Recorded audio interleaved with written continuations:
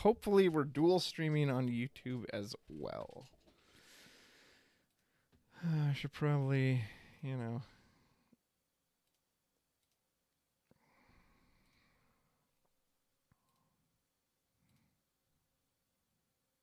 Okay. Are we actually on there now? Okay, of course it's watching me, like picture in picture. That's fine. That's fine. Remove this tab to...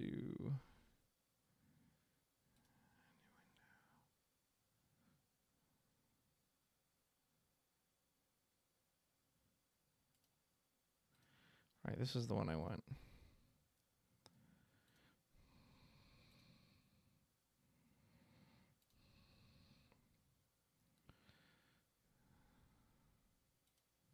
So even if I go to Twitch... Okay, are we also on YouTube is the one thing I'm trying to... Okay, good. Looks like we are on YouTube. Awesome. Now we're getting... Sorry for anyone watching that. There's a lot of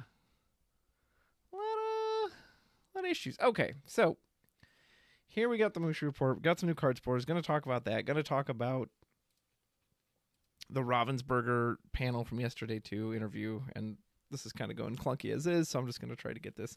Geez, we already got this lady and this tramp. Okay, I'll talk about those in a second. So first, if you haven't seen this interview from Ravensburger, I would definitely check it out.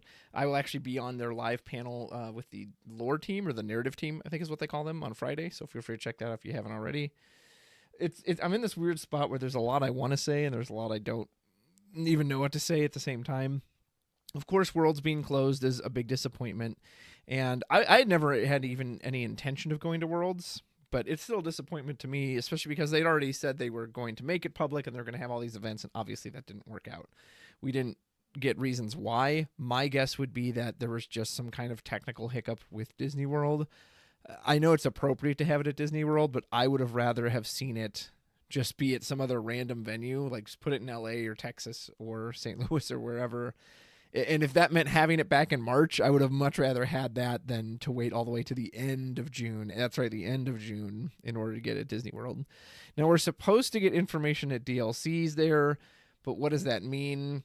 I don't know. It could be, I mean, that's very vague. Does that mean we'll actually have the next season? Does that mean we'll know for sure, hey, this is what's going to be coming up? Or is it just, well, we'd like to plan them. Like, if we're waiting that long, for DLCs, I need some concrete info. I want to hear exact dates. When it comes to the end of June, I need to hear, okay, the first one will be in August, or the first one will be in September.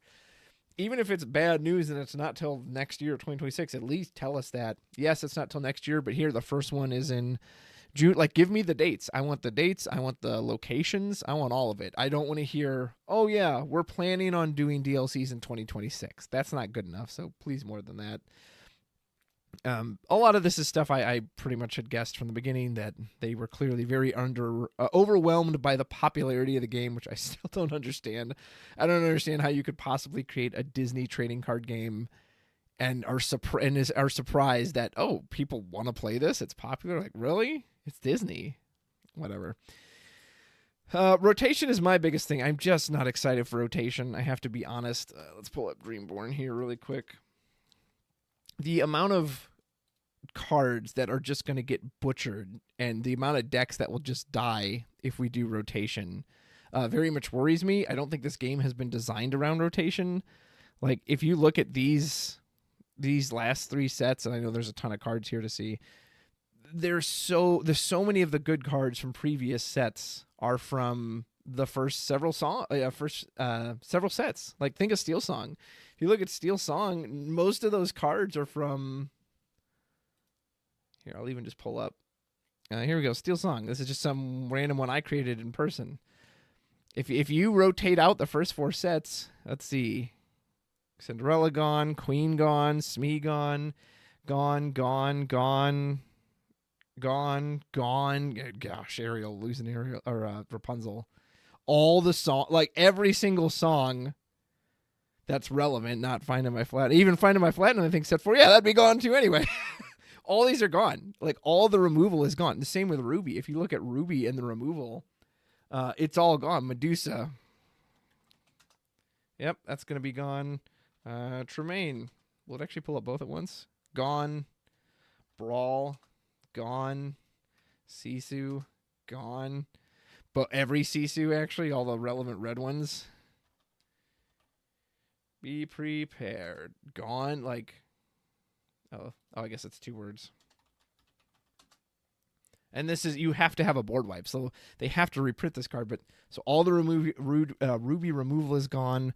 A lot of the Sapphire stuff is gone, except for Shark. Oh boy, can't wait to play in the Shark metas. Of course, Merlin Mim. Crab, gone. Goat, Rabbit, all gone. Let's look at Madam Mim. Snake, gone. Fox, gone. Like, so my entire Ruby Amethyst deck just dies. It feels really bad. Here's one I just put out the day that I won the set championship with. So just looking at my version of this. Let's see. What could I play with still in this deck? I could keep Diablo. Brooms are 5. Brooms are 4. No, and Brooms is an archetype. Like, that's something I'll go into here in a second. The entire archetype is gone. Gone. All these gone. Peter Pan's gone.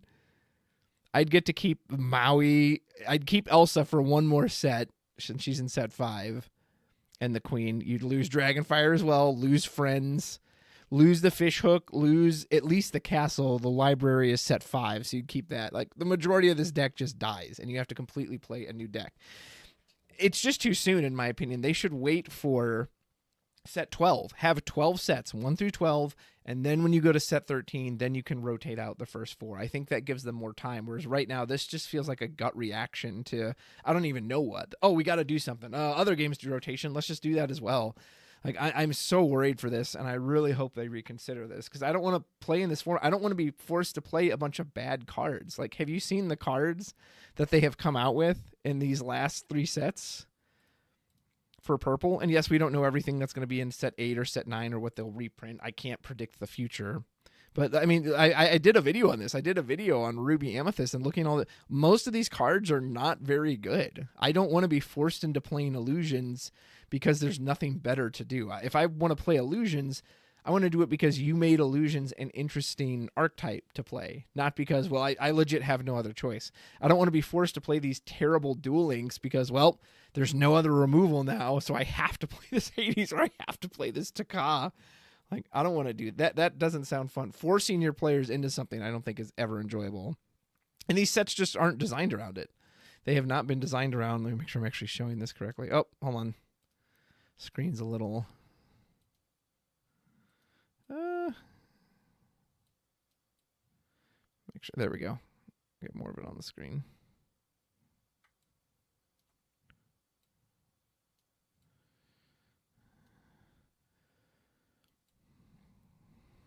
There's always that little bit of like black in the bar. Well, whatever. I want you to be able to see it as much as possible. So I'll just show that for now. Yeah, I'm not looking forward to being forced into playing a bunch of crummy cards because they took away all the good stuff. I think it's too soon.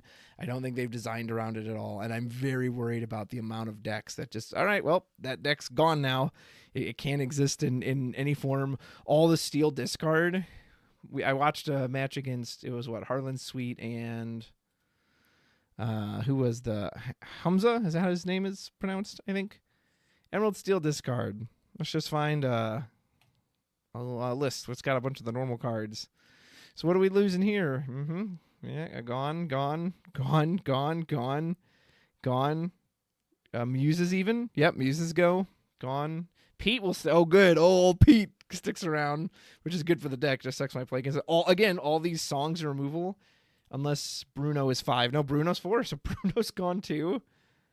Again, this deck just dies. All these decks just die, and I find that very discouraging. And I don't think Infinity format is going to be supported in the way I would want to see it supported. They said, well, there will be support for it at DLCs, but what does that mean? Does that mean there will be a main tournament just like the core constructed one where you get to play Infinity format? I would be surprised. I'm betting it's just going to be a side event. It's just going to be, well, there's a side event you can go play if you're interested in that. What else? Blurple. Let's look at some Blurple lists. What do we lose in Blurple? Obviously, this is a YouTube video. You're going to lose the entire Merlin Mim package. Tipo will stick around, as will Genie. Bell. Blurple. This version of Blurple. This Bell's gone. Gaston's gone. Hades. Man, blue spot removal goes, right? Hades and Let It Go.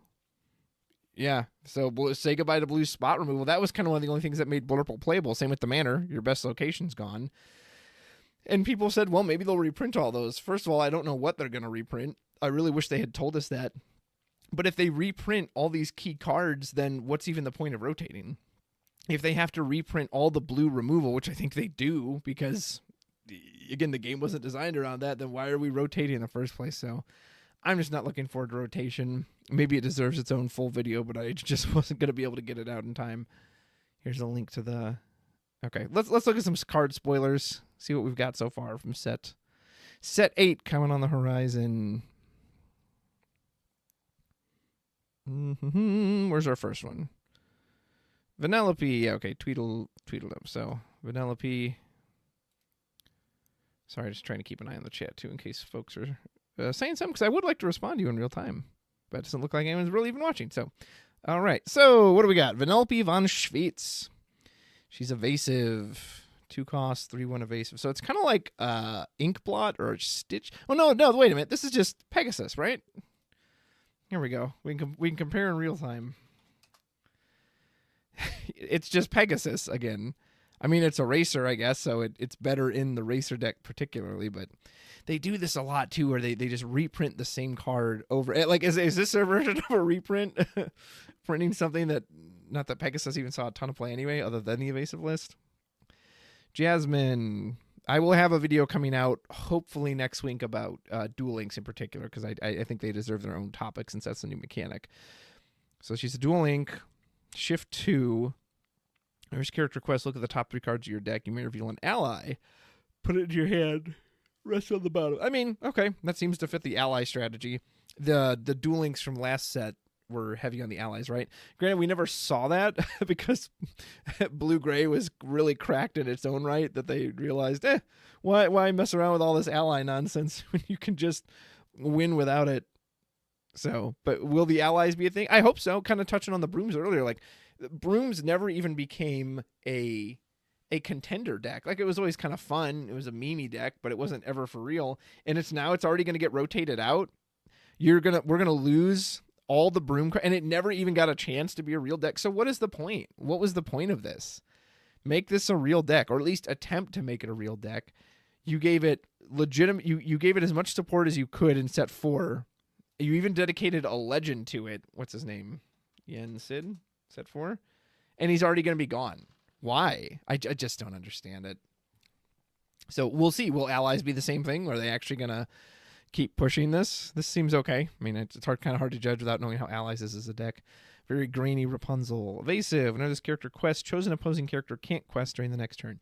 And I'll say something too about all these cards as I'm looking at them. This is, of course, in the context of... let me see. Oh, I don't have my video on, do I? Hello. There's me.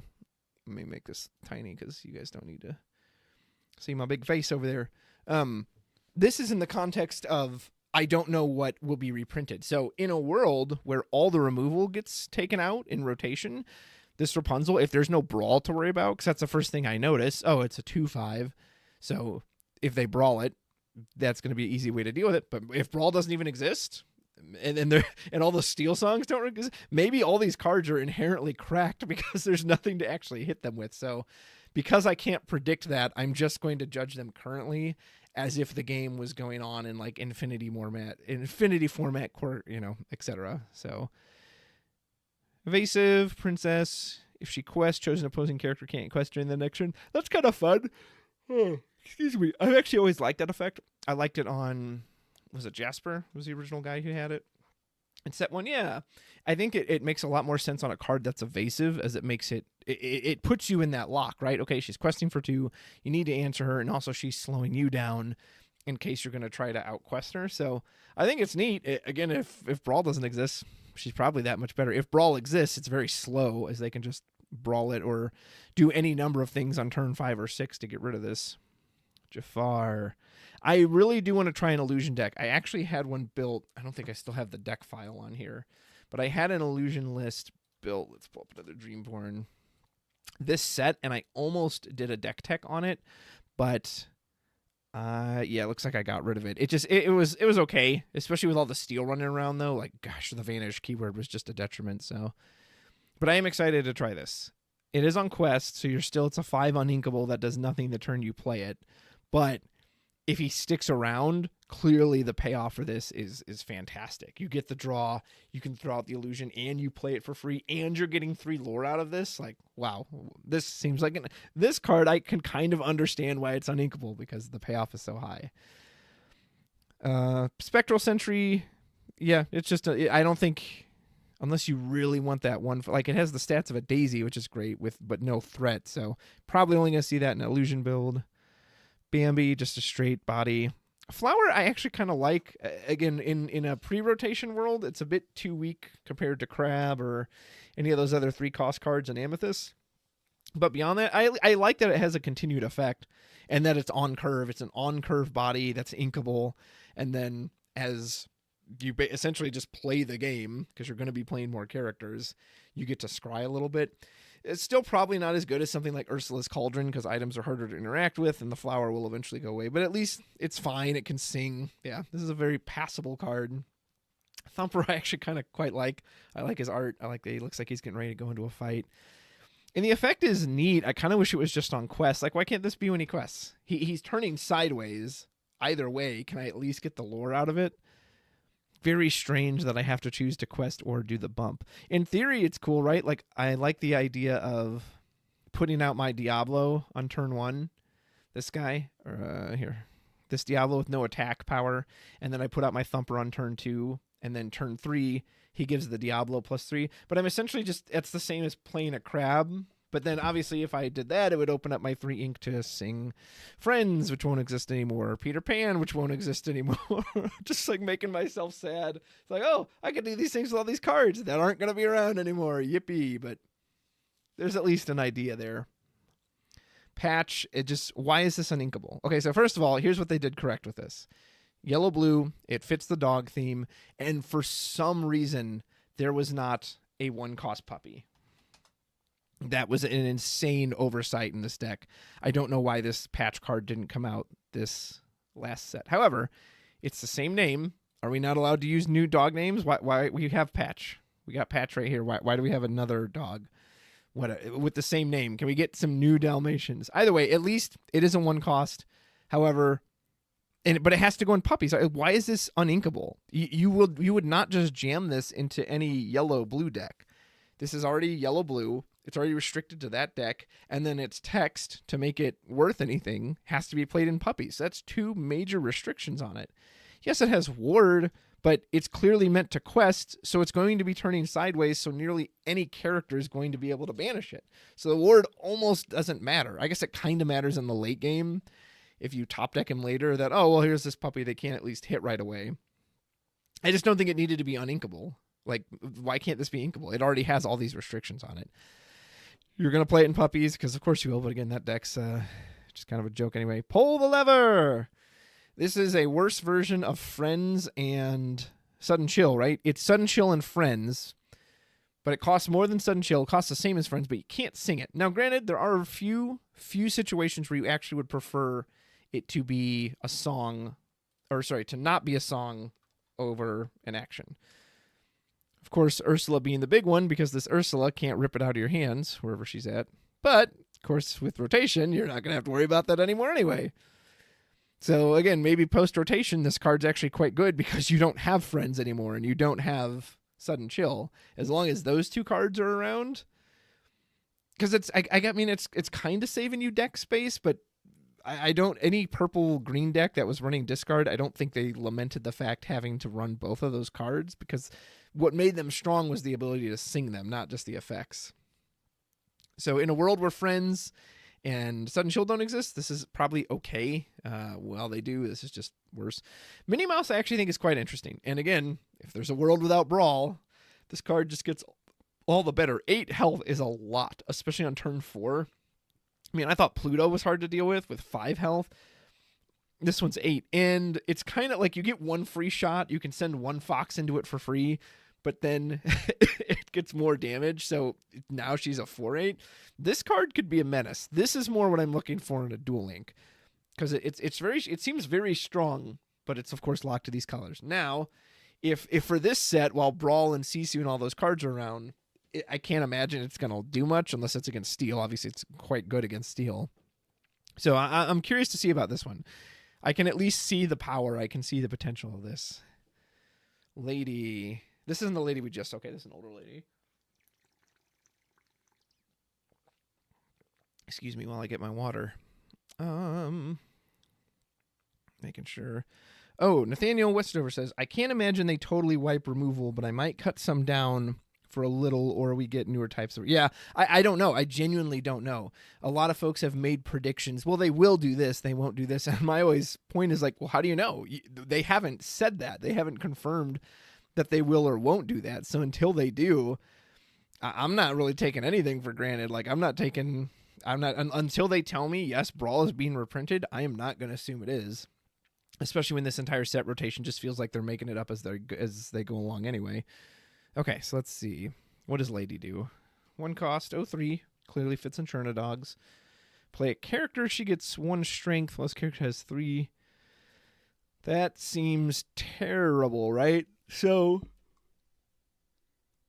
in order for this to get 3 lore, because if it doesn't have 3 lore, if it doesn't have its effect, it's a worse 1/3. Like that, we have 1/3s in yellow and green that also just quest for 1. So to get 3 strength, assuming you don't have any other way to manipulate its power, which it's yellow-green, so you probably don't. It's not like you can put a Ruby Chromicon in here. You would have to play 3 characters. You have to play 3 characters to get this to 3 lore. 3 character. Why not 2? 2 would make sense, right? Maybe they thought that would be 2 aggro, but if you played her for 1, and then if she has 2 strength, so next turn you go 1 drop, 1 drop. And then, whoa, she gets a boost. She's a 2/3. She quests, and she gets 3 lore. Yes, that would be an aggressive start, but also keep in mind, unless you just had nothing but 1 drops, you wouldn't be able to keep that up. And there's a lot of characters that could easily trade into her after that. And she only maintains it for that turn. Would that have been too strong? I don't think so. Because right now, what do? You play her on turn 1, don't do anything, then turn 3 comes around, then you play 3 1-drops out? I mean, I guess if all the board wipes disappear, maybe that will be possible. That just seems... I just can't imagine you're going to frequently get that off. That's so many characters you have to play that turn.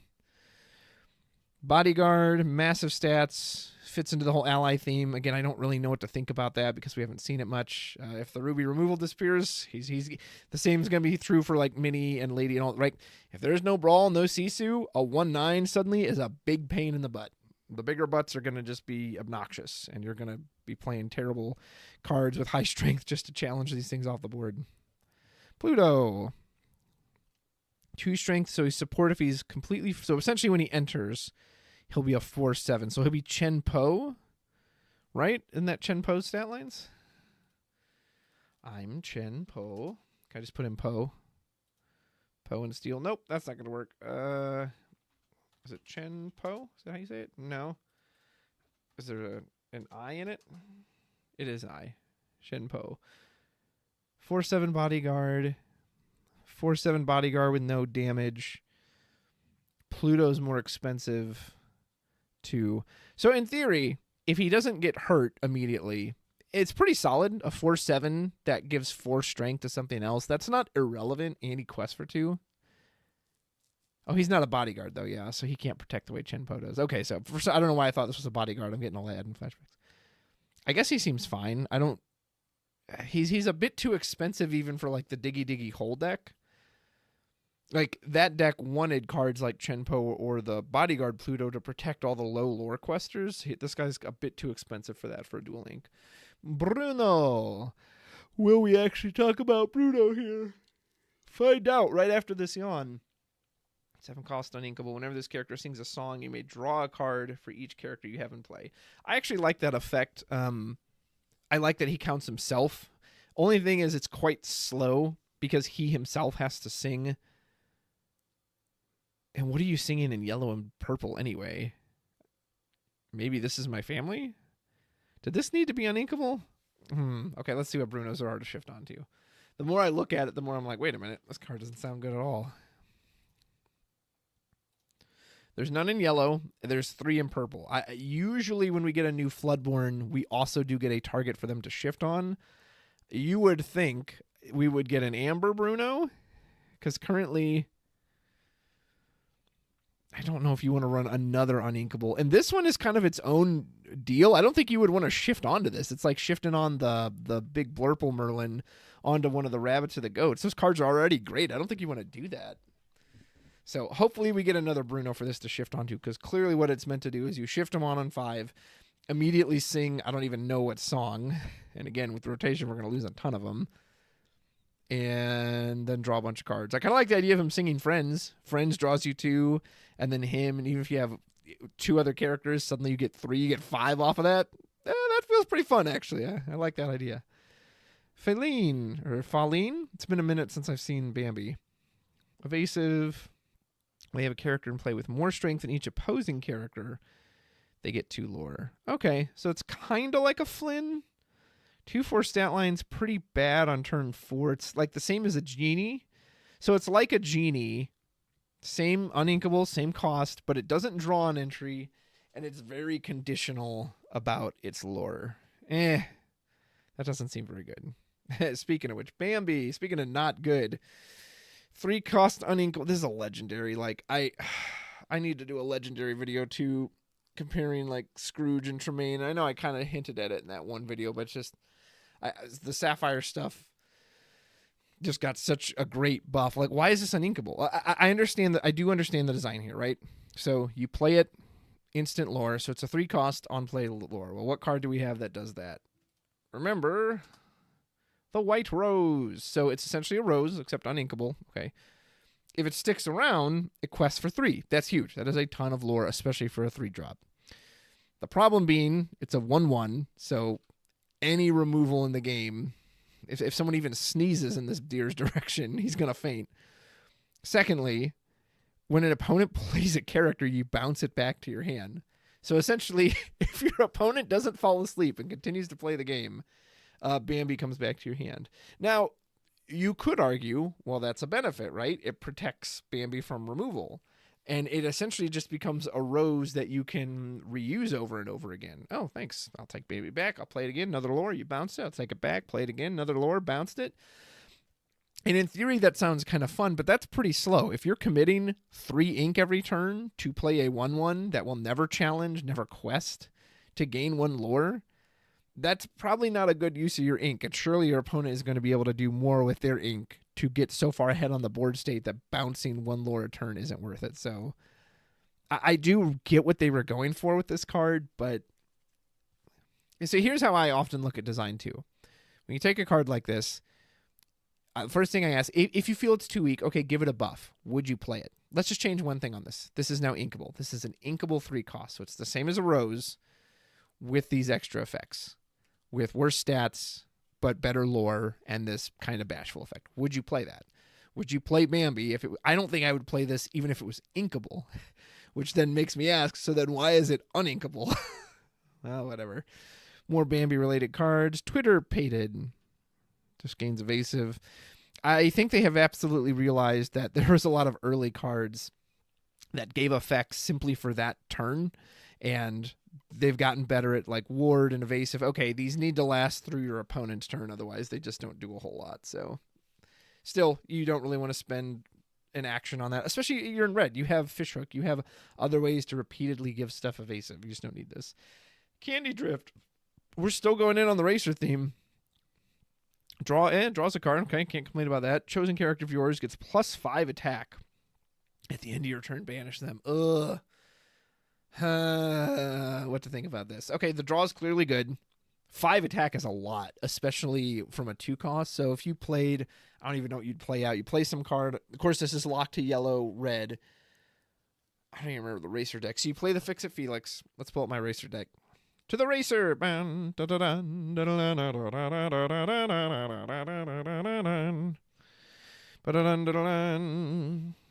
Here's a version of the racer deck I had. Okay, so I play my Fix-It Felix on 2.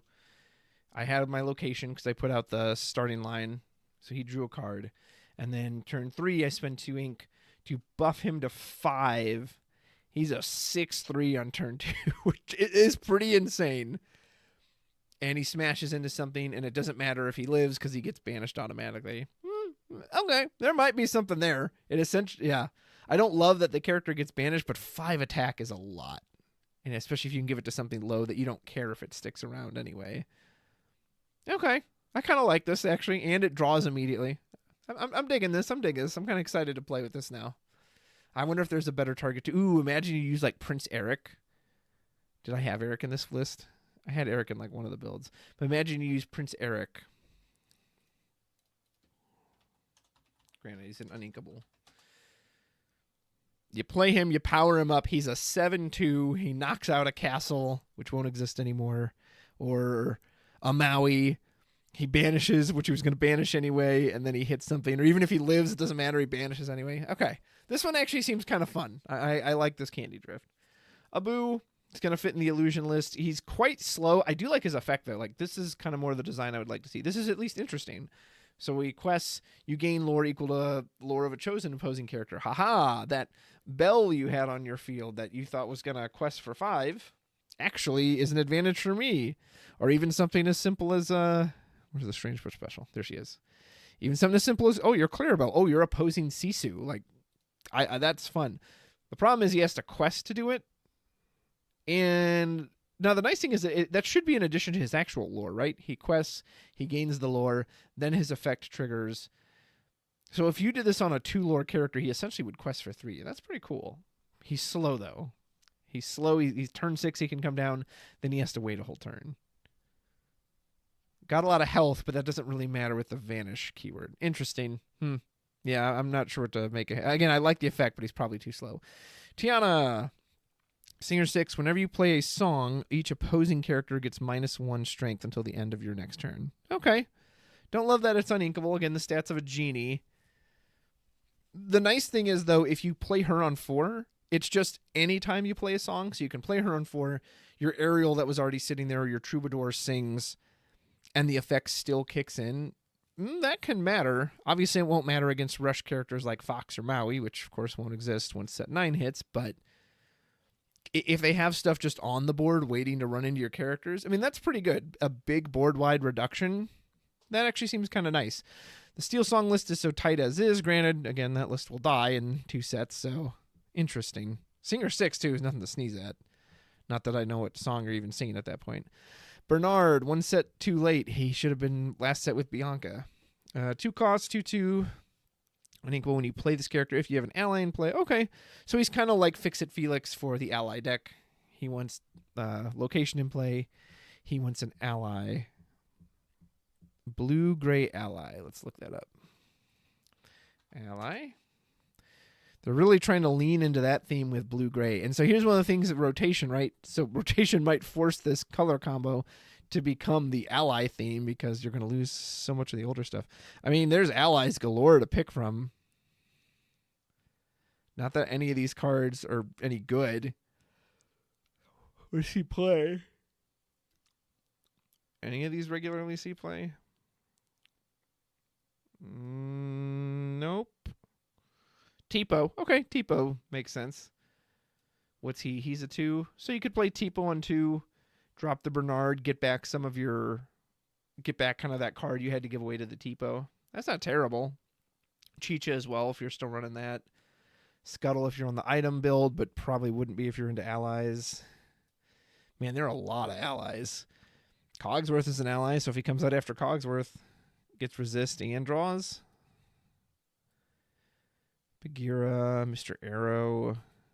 Pluto's an ally. That's nice. Let's just look at the 1-cost ones. So what could he feasibly come in after? Happy is probably the only one that really sees play. Okay, so... All right, well, there's your answer. It's Happy. Alma Madrigal. Has to be yellow, purple. That's what they really want for the Madrigals. Once during your turn, whenever one or more of your characters sings a song, you may ready those characters. Again, pretty interesting. It only triggers once, but you could drop her on turn 6, and then all the singers you have out. The weird thing is, though, so like let's say you have the 3-cost Aerial Spectacular Singer. You sing with her. she will ready, but then any future songs you do, they don't ready. So you only get that one ready. It's not like you can do this thing where you drop Alma, sing, sing, sing, sing, sing, sing, and then each one pops back up individually. That would have been kind of interesting. Maybe too strong. 5/5 stat line, though. 5/5 stat line, quest for 2. Yeah, that's not bad. I don't know if you'll find room for it. But again, this isn't a Steel song, right? This is Yellow Purple. So if we get a song that's worth singing, like with her and the Bruno obviously then draws cards. Is the Bruno once per turn? No, so in theory, if you have the Bruno out, you drop the Alma, Bruno sings, you draw a bunch of cards, Bruno reactivates himself off the Alma, Bruno sings again, you draw a bunch of cards. Who needs Whole New World, right? Who cares if Whole New World's gone? Bruno's gonna get you your cards anyway. That's a fun combo. Might be too expensive, but that's fun. Get out. For those of you who thought, maybe for once Red Blue won't get a good upgrade. Well, unfortunately, they have in Get Out. Banish chosen character, then return an item card from your discard to your hand.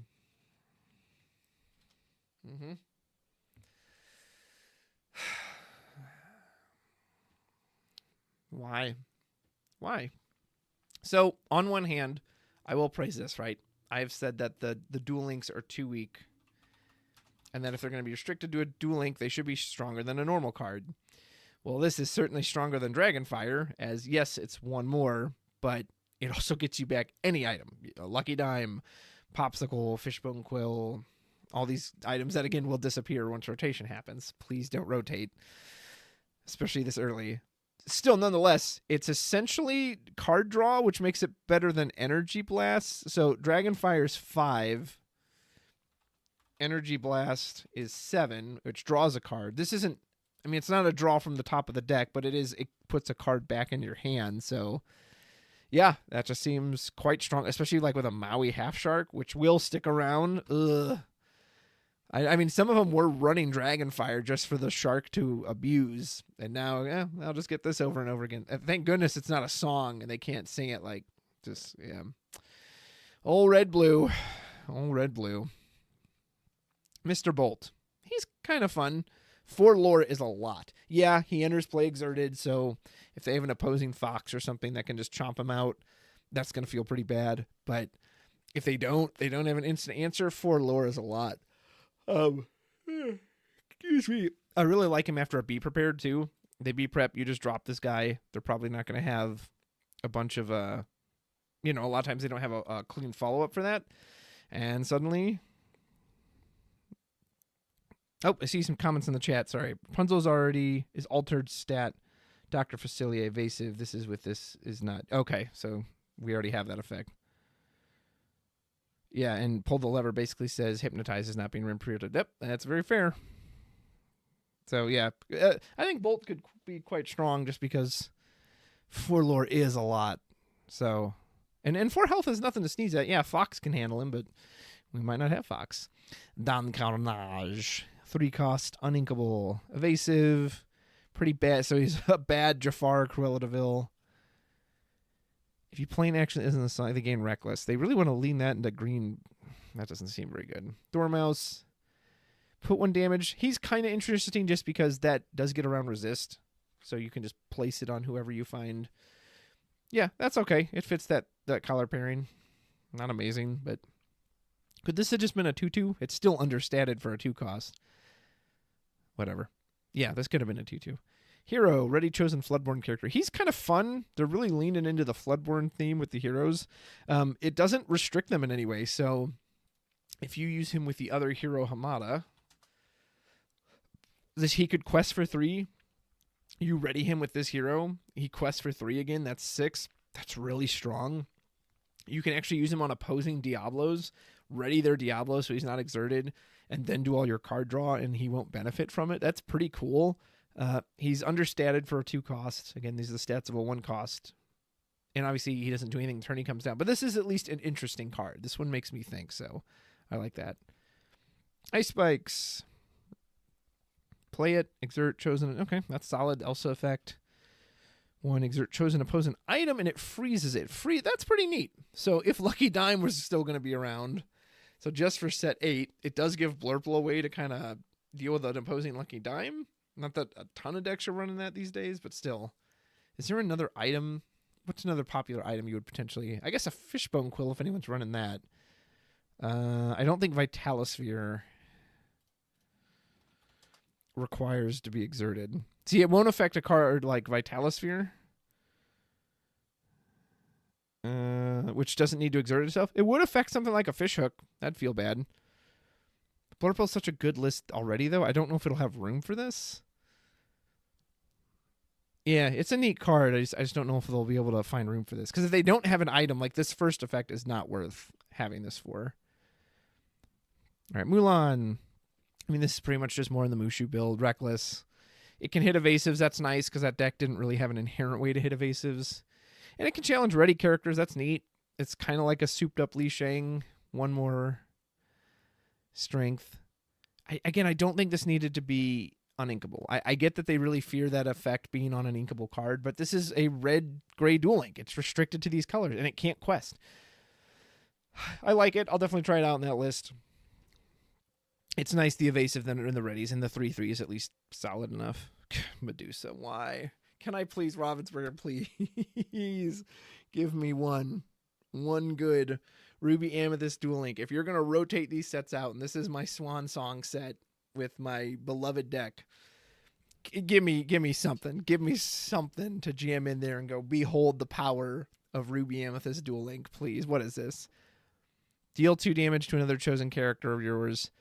To return chosen character of cost 2 or less to the player's hand. I mean, why? We have these effects. Well, I don't understand this obsession with, well, let's... this is what I meant at the beginning where I rotation and playing bad cards. I don't want to be forced to play a bunch of cards that move damage. That is not the identity you gave Amethyst at the start. Maybe you want to move away from that, and that is your choice, but I don't think this identity is fun. Having to have all these conditions. She's got to come down, have to have another 2... to bounce to... Now you can bounce your own card. I don't know what you're bouncing of your own that's 2 to deal with it. I don't know. That just doesn't seem worth it. Oh, speaking of Bolt, I think my dog came in. Hey, look at you with your haircut. My own dog Bolt came in. Friend Owl. We're still doing this thing. We're still doing the old 2 cost, 2 lore. Blank. Forest Duel I actually think is quite fun. I like this effect. You know, all of them, whole board, Challenger 2. And then if they get banished, you get to pull them back to your hand.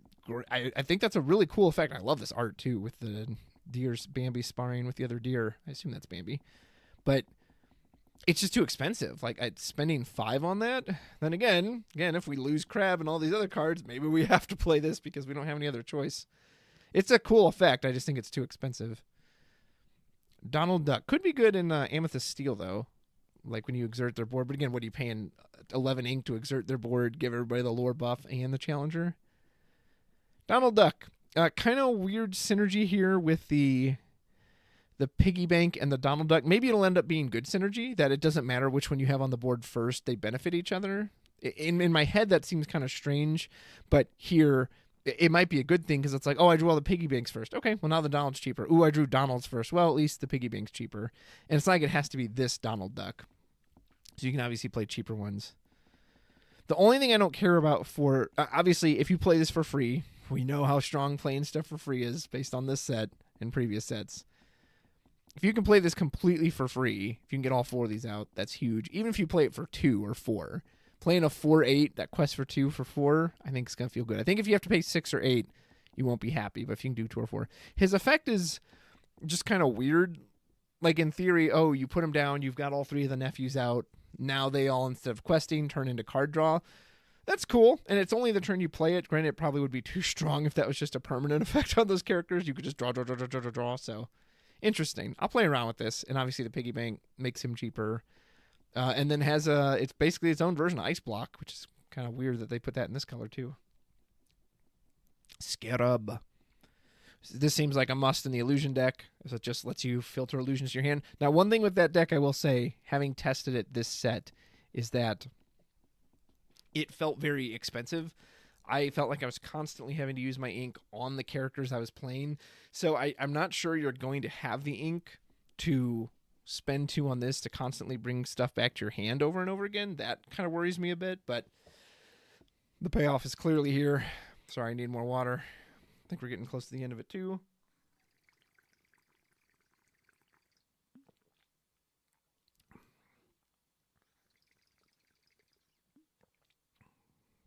All right, Jasmine. When you play this character, you may give another chosen character resist +1 until the start of your turn. A little weird on a 1-drop. Yeah, it would make a little more sense on a 2-drop, kind of like the Penny from last set that you're then protecting something else. Granted, she can protect herself, so it's kind of nice against a turn 1 Cinderella, right?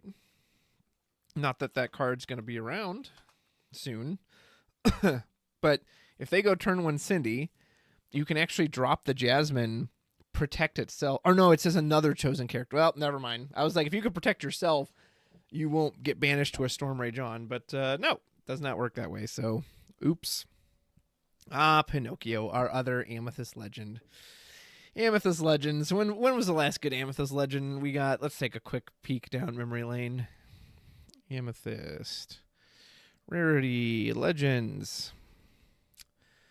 Queen is okay, but still very niche. Nope. Ursula's okay. You didn't say it only fit in one deck. Jafar's solid for what he does, even seeing a little resurgence. Neither of these. Nope. Ursula was the bee's knees back in set 1. It's just people don't play it anymore. And Elsa's still okay, so haven't gotten just a solid, generically good, oh, you can just jam this in anything. Like they're all specialized to some degree. It would be nice to have an Amethyst legend we could just jam into anything. Is this Pinocchio it? No. This is, as my buddy pointed out, is essentially just a worse genie, right? Except it's inkable. But it's a 4 cost, 4 health, 2 less stats than the genie. The genie was a 2/4 and drew a card on entry. Like the Bambi, I get what they're going for with this, right? If he readies, you get to draw a card. However, without any kind of shenanigans, so without a way to give him rush so he'll immediately ready at the start of turn 5, this card takes 2 turns to get a payoff from.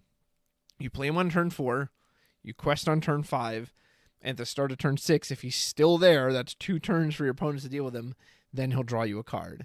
And then the benefit being that, well, as he sticks around, he'll keep drawing you a card every turn. So again, I understand the idea behind this card, but it's just too slow.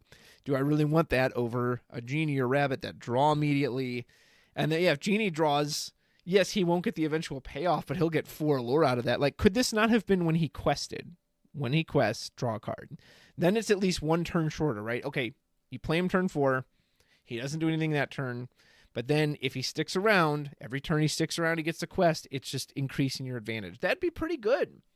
It still wouldn't see universal play. It's still a 0/4. It's still a card that does nothing the turn you play it. So, but there is a much clearer payoff for that. Like, it should have been when you quested, and then, again, you can at least get it on turn 5. Now he only has to survive 1 turn for you to get a payoff for him. I understand the idea, just like Bambi, but you made it too hard. This is just power crept Jafar, right? Am I... Like, is there any reason other than obviously if you're trying to shift into a Jafar? Where is he? Steal, check. 4 cost, check. 3/4 body, check. During your turn, character banishes another... Yeah, so this is just the same as Jafar. Banish, draw card, except with 1 lore attached. The only reason you would ever run Jafar over this is the shift line. Both shifting him onto something and then shifting a Jafar on top of him. Power creep. Hooray. So here's the magic carpet. Again, it's just an illusion. It'll go in with the whole illusion theme. He's interesting. I like that he buffs up the others. I kind of wish maybe it would have been more just a flat effect. Like they just get +1, not Challenger, but I guess Challenger's more in line with Steel's effect. I could see that being potentially okay. I'll have to check all the illusions. I do kind of like the idea of, because he's a 3 cost, so you put out Raja on turn 2. He's a 3/3 tiger.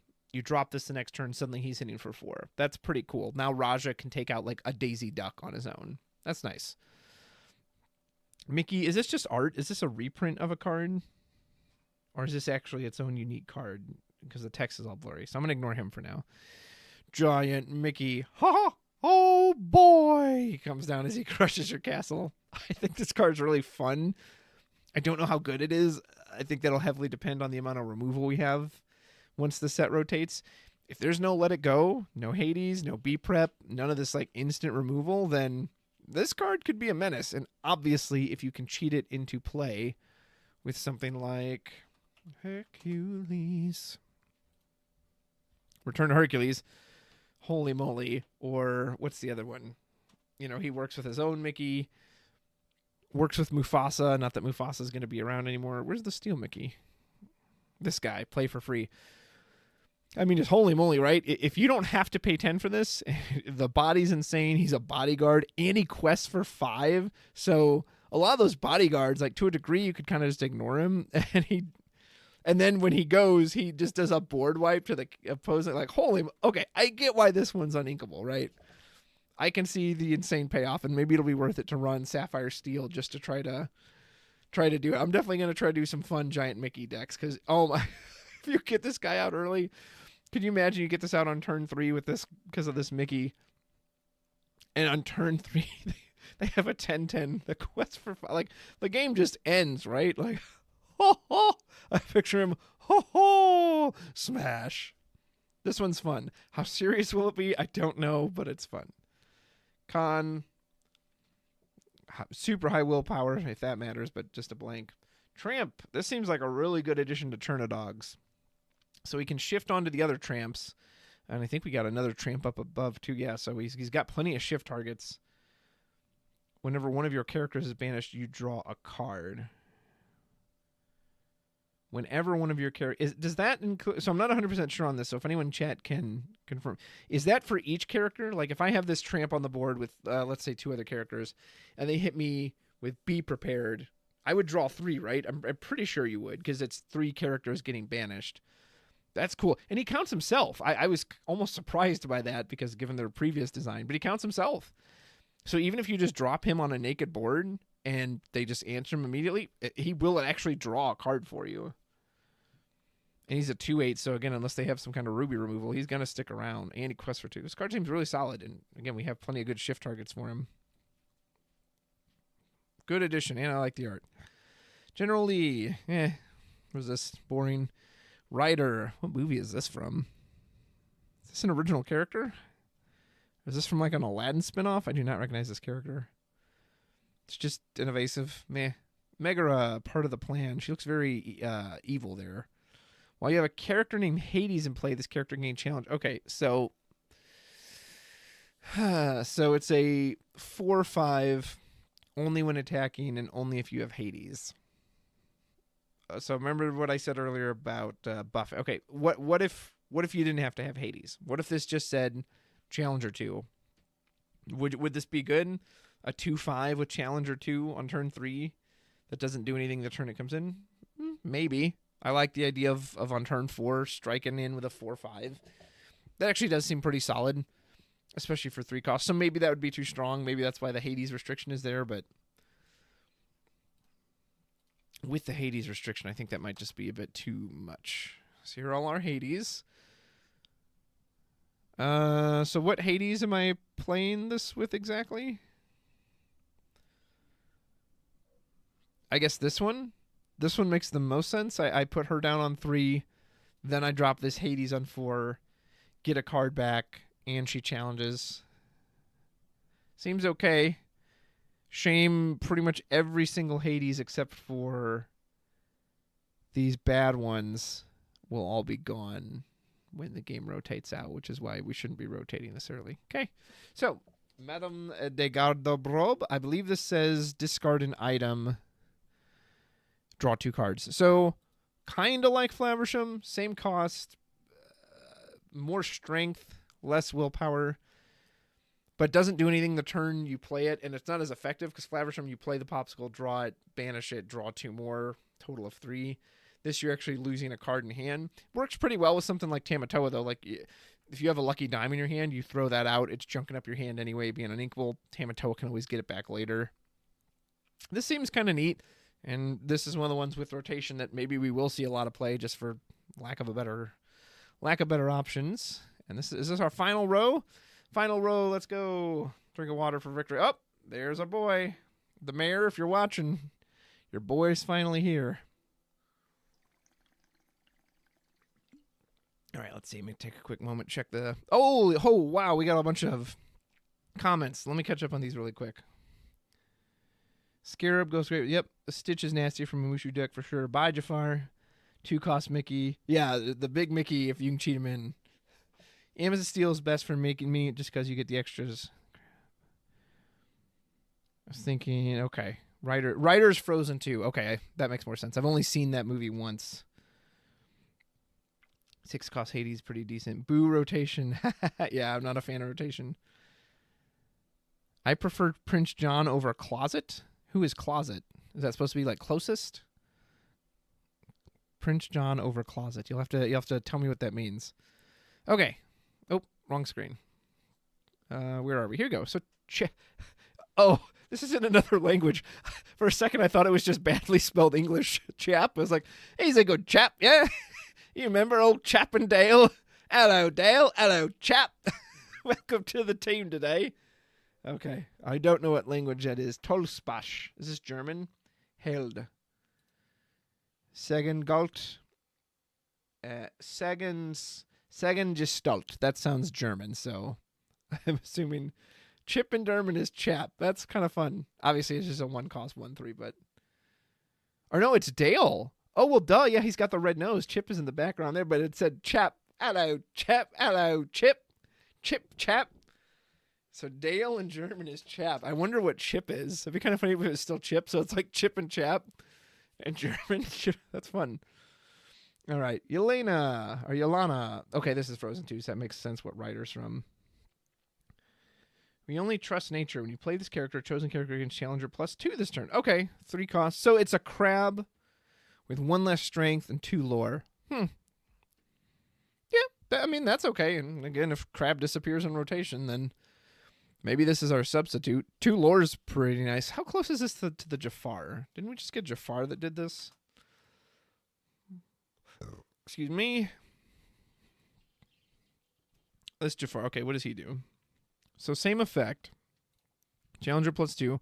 Their stats are flipped. Okay, so it is the Jafar in purple, just with flipped stats, which depending on how you like your stats, maybe you'd prefer the 3 extra willpower. This Jafar saw a little play, a little bit. This one obviously conflicts pretty heavily with crab, and you don't get the exit effect. But again, no crab. Yeah, I think this is fine. 2 lore is quite nice. Okay, how is this card inkable? This is pure upside. When you play this character, play a character with cost 2 or less for free. 2 lore on a card that just free plays a body in aggro. It's in the right color for aggro, yellow. And it's a 2/2, which is understated for a 3 cost. Those are the stats of 1 drop, but who cares? Because it just brings your best friend along for the ride. Your Lilo, your Smee. There's no restriction. There's no, hey, it has to be a 2-cost Amber card. That's something I think Lorcana really could lean more into, is that make it a 2-cost Amber character or a 2-cost Amethyst character. No, it's just 2 like it's just so open. That's why we get into a trouble with a lot of these free play cards, because you could make them more balanced if you restricted them. This just seems insane. How is this inkable? How is this inkable? But as Rudros looks for the first uninkable card, that makes no sense. Don Carnage is uninkable.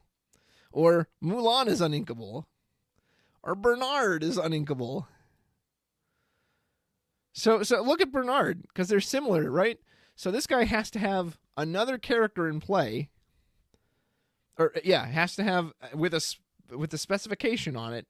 And he replaces 1 card in hand. This lets you vomit 2 bodies onto the field.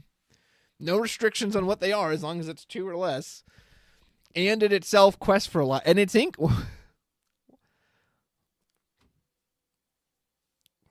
I mean, Turn of Dogs is looking awful good this set, and especially in set 9. Again, if God, help us if there are no board wipes. Like, I don't know why you'd play anything but Turn of Dogs. Yeah, that just seems insane. I cannot believe this is inkable. Like, does someone just love this movie, this Lady and the Tramp franchise? Like, crazy. Tramp, this is actually just a solid card. I might even include this in my girlfriend's green-purple deck. It's not incredible, but it's on curve. It's 3 cost, inkable, it's on curve, 3/3 stat line, and you can just protect something. So you can protect Cursed Merfolk if it's still out there. You can protect, I don't know what you're playing on too. Let me check what even are her 2-drops? In green purple. Yes, I'm a human. I mean, Merfolk's still probably the biggest thing I want to protect. Diablo. Well, yeah, if you shifted to Diablo, you can even use the tramp to give it ward. That's kind of neat. Yeah, it just seems neat. Maybe it won't end up being worth it, but again, it's on curve in these aggro decks. So if you whatever, put out your Daisy on turn 1, turn 3, you didn't find your lady, so you drop your tramp. You protect it, and then next turn you can shift into this tramp, and suddenly you got 8 health on the board. That seems like a really good line to me. Dude, somebody loves Lady and the Tramp at Ravensburger. And finally, Mr. Mayor, if you're watching, you got your wish. Your Scotty watch has finally paid off, as Jacques has indeed gotten his own card, and what good art it is at that. Is the card itself good? Let's read it. 3/4, when you play this character, if you have 3 or more other characters in play, gain 2 lore. Okay, a little high to hit, but as I just pointed out, if you're doing Chernadogs, you're going fast anyway. And yeah, if you're going fast and they haven't been able to answer you, you go, let's see, you go 1 drop. If you can go double 1 drop, even if you go 1, 2, 3 or more other characters. Okay, so he doesn't count himself. So you do have to have 3 others in play. If they're not answering you, he's essentially just going to like choke them out even further, because chances are if they haven't answered that many characters on the board this early, you're probably already winning. It does mean after like a board wipe or a reset, he's pretty bad. But clearly if you hit the line, and you're going to see people hit that line, you're just going to go, oh my goodness, like they're at 16 lore at the end of turn 3. Like, what do I do? So cool. Brad, I'm glad you finally got your card, man. I'm very happy for you. It sucks you didn't get to spoil it, but nonetheless. Okay, so those are all the new cards. I talked about rotation earlier. If for some reason you guys want like a full video on that, I can do it, but I got a lot of other things I need to do, and there's other videos I have planned as well, and I do want to get those out before the next set comes out. So let me check comments too really quick. Says Chip is saying the flavor text on that card. Yelena means no crab. Chip and Chap is something I do like. Chip and Chap. Dale is Chap. Lady and the Tramp. Chernadog go burr. Yeah, Chernadog is gonna go brrr. Yeah, we could just call it. Yeah, that's right. Chernabog won't even be a part of it, will it?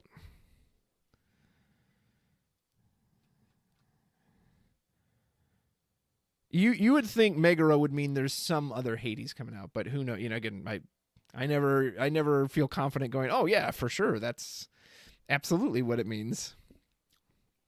Someone said reload. There was some more. Let me check the Discord really quick, because sometimes we've got a few more. Hold on. Hold up.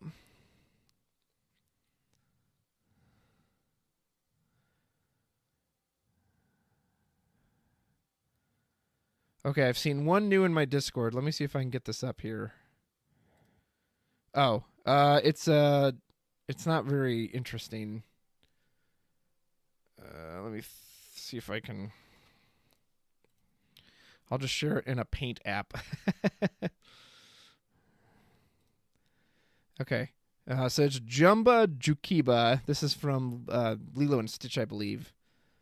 4 cost, 1/6 for 2 lore. So no effect. I'd that it would be interesting if this game got to the point where blank cards like this are useful simply because of their stats, right? That but he's an alien or he's an inventor, so he fits those archetypes. But they haven't pushed those archetypes enough to matter, and the rotation is just going to clamp down on those even further. So I don't have a ton of faith in that. All right, so it looks like that's what we've got for now. My voice is getting tired, and I've got to cast a match here in about 2 hours, so I am going to go take a break.